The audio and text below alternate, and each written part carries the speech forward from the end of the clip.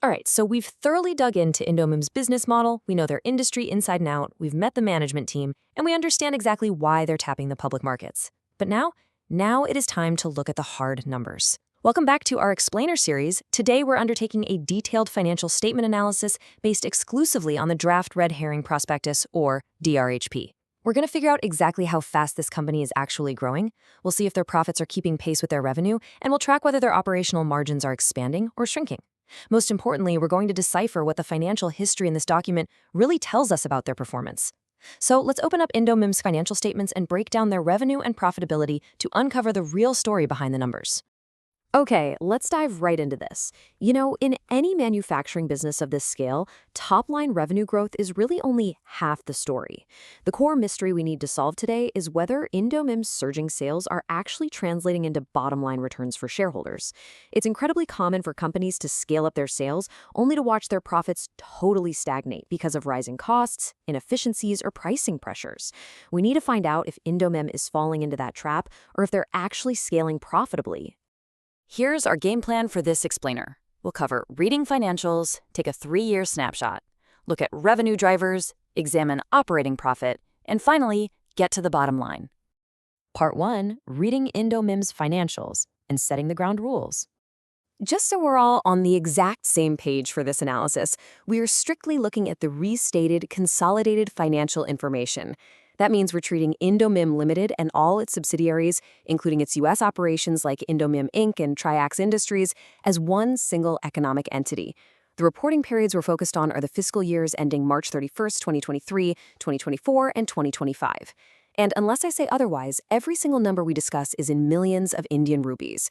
We're tracking 4 major metrics down the income statement today: revenue from operations, EBITDA, profit after tax, and earnings per share.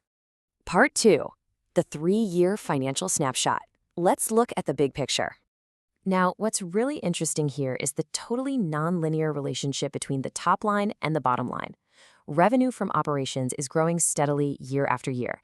It forms a clean upward staircase from roughly 26.9 billion rupees to 33.2 billion by fiscal 2025. But then, consider the profit after tax. It starts out incredibly strong at 4,626 million in fiscal 2023, completely collapses to 2,837 million in fiscal 2024, and then bounces back in fiscal 2025. But even with that bounce, it still fails to reach its 2023 peak. Earnings per share follows that exact same roller coaster trajectory. So sales are growing steadily, but profitability is highly volatile. Let's figure out why. Moving on to part 3, revenue and growth drivers. Let's dig into that top-line performance. That stair-step revenue growth I just mentioned is absolutely undeniable. In fiscal 2023, Indo-MIM posted revenue from operations of 26,927.61 million rupees.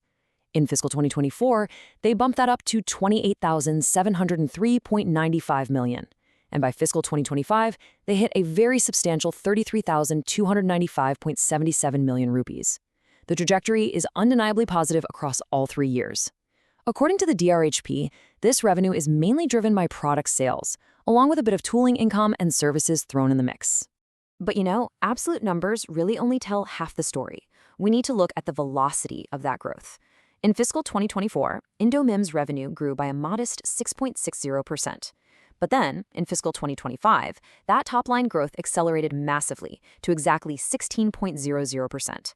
This is a huge data point for us. It tells us that not only is the company getting bigger, but the sheer pace at which they are acquiring and fulfilling orders literally sped up in the most recent financial year.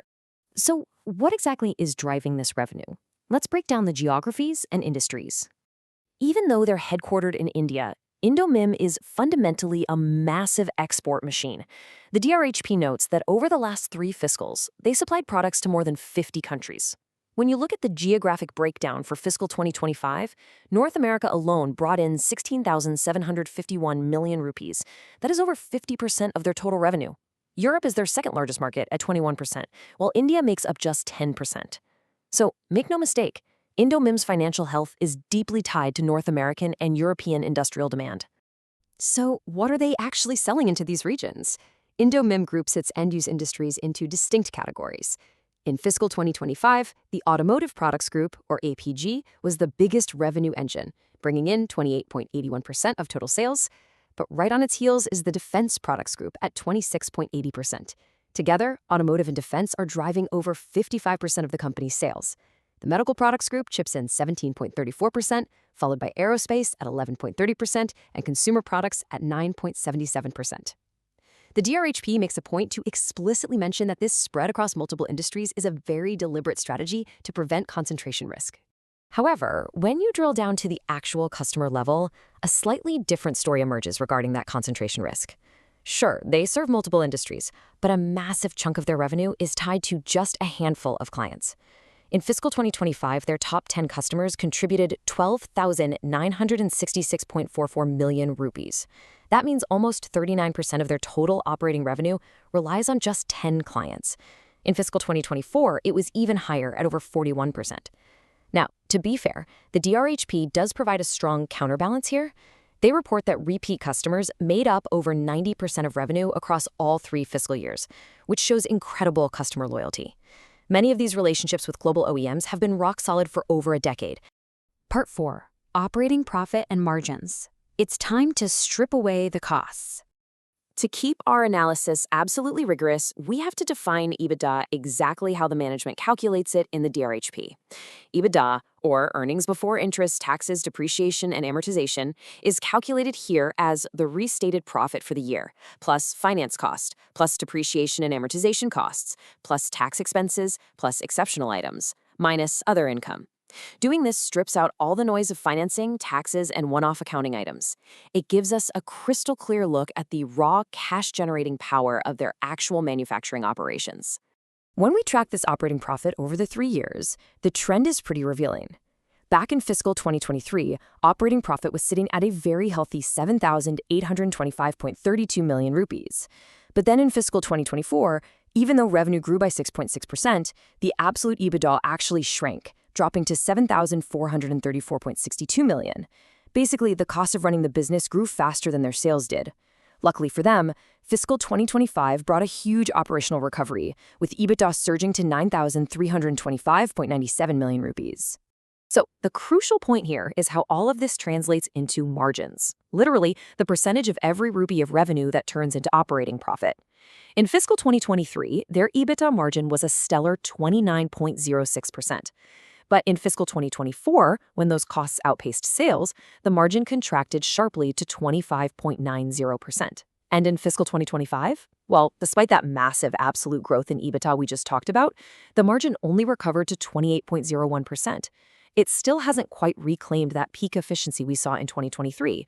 Operationally speaking, the company really had to fight in fiscal 2025 just to claw its margins back near historical levels. And that brings us to part 5.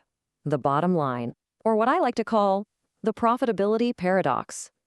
This paradox is starkly visible when you put these two metrics side by side. In fiscal 2024, Indo-MIM successfully grew its top-line revenue by 6.60%. They were selling more products, yet their profit after tax margin, which is the actual net income the company gets to keep as a percentage of sales, completely collapsed into single digits. It fell from 17.18% all the way down to just 9.88%.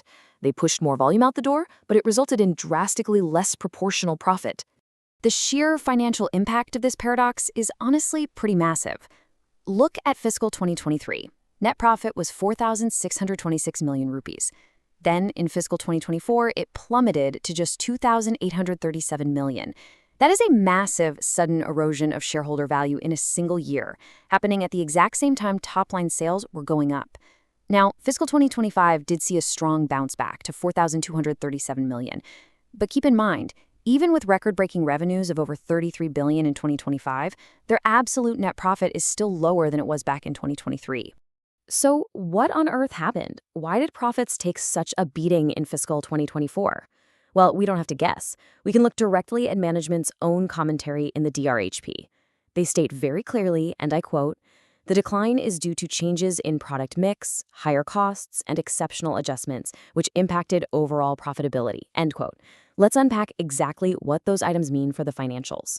When we dig into the consolidated statement of profit and loss, you can see those exceptional adjustments did some serious damage to the bottom line. In fiscal 2024, the company booked exceptional items of 764.74 million rupees, and in fiscal 2025, that expense grew even larger, crossing 1 billion rupees, 1,010.78 million to be exact. These exceptional items get subtracted directly from profits before tax. Add that to a shifting product mix, where maybe they were forced to sell lower margin components, along with generally higher operational costs, and it becomes totally clear how a growing top line got squeezed into a shrinking bottom line. Ultimately, this whole financial journey culminates in arguably the most important metric for an equity investor, basic earnings per share. This is the exact value generated for every single share outstanding. In fiscal 2023, basic EPS was 9.64 rupees. In that turbulent fiscal 2024, reflecting the margin squeeze and those heavy exceptional items, EPS crashed hard, down to 5.89 rupees. By fiscal 2025, thanks to accelerating revenue and recovering operational margins, EPS climbed back to 8.79 rupees. The trajectory is definitely recovering, but the scars of those cost pressures, they're still clearly visible on the shareholders' bottom line.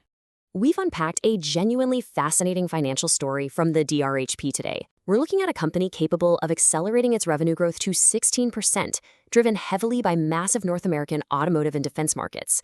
But on the flip side, we've also seen a company whose bottom line profitability is incredibly sensitive to product mix, rising costs, and heavy exceptional items, which leaves us with the ultimate question. As Indo-MIM's top line continues to scale into the tens of billions, can they truly stabilize their margins and manage their costs to ensure that revenue growth actually equals profit growth? It's a question every single prospective investor will need to answer for themselves. Thank you for joining me for this analysis of Indo-MIM's financials.